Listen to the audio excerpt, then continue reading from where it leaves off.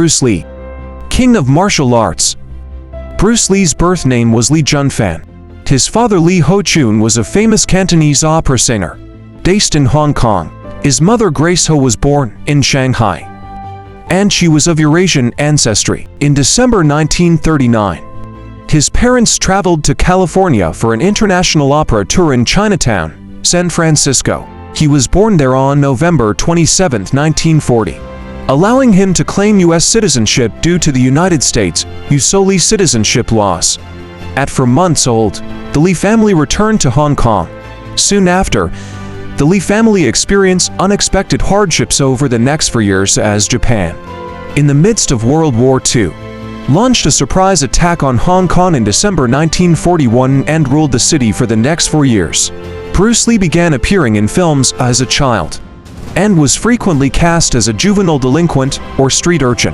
As a teenager, he took up with local gangs and began learning kung fu to better defend himself. At that time he also started dance lessons, which further refined his footwork and balance. In 1958, Lee won the Hong Kong Cha-Cha Championship. Lee's parents were increasingly disturbed by his street fighting and run-ins with the police, and they sent him to live in the United States shortly after he turned 18. He lived with family friends in Seattle, where he finished high school and studied philosophy and drama at the University of Washington. While in Seattle, he opened his first martial arts school, and in 1964 he relocated to Oakland, California to found a second school.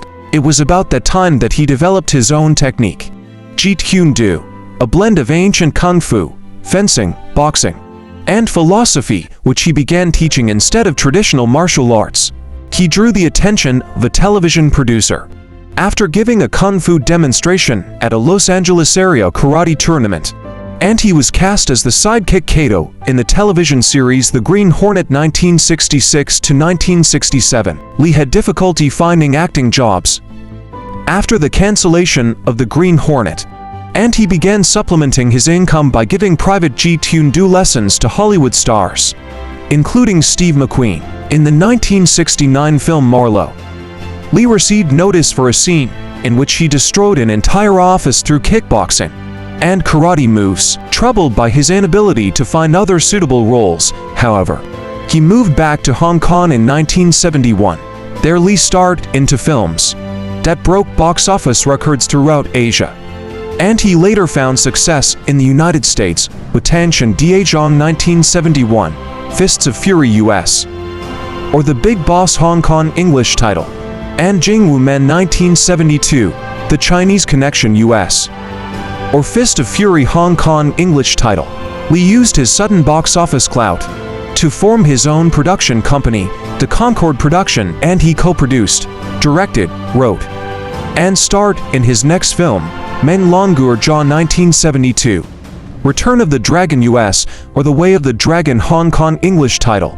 Lee's following film, Enter the Dragon 1973, was the first joint venture between Hong Kong and US-based production companies, and it became a worldwide hit, thrusting Lee into international movie stardom. Tragically, he died 6 days before the film's Hong Kong release, on July 20, 1973 at age 32. The mysterious circumstances of his death were a source of speculation for fans and historians.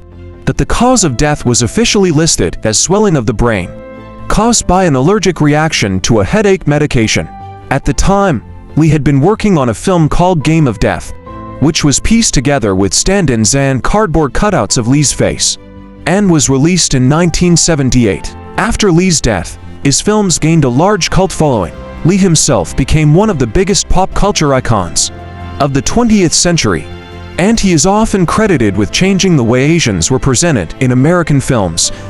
A slightly fictionalized biopic, Dragon, the Bruce Lee story, appeared in 1993. His son, Brandon, followed Lee into acting, and he died after being shot with a misloaded prop gun while filming The Crow 1994. The father and son were laid to rest beside each other in Lakeview Cemetery, 1550 for 15th Avenue E, Lake Seattle.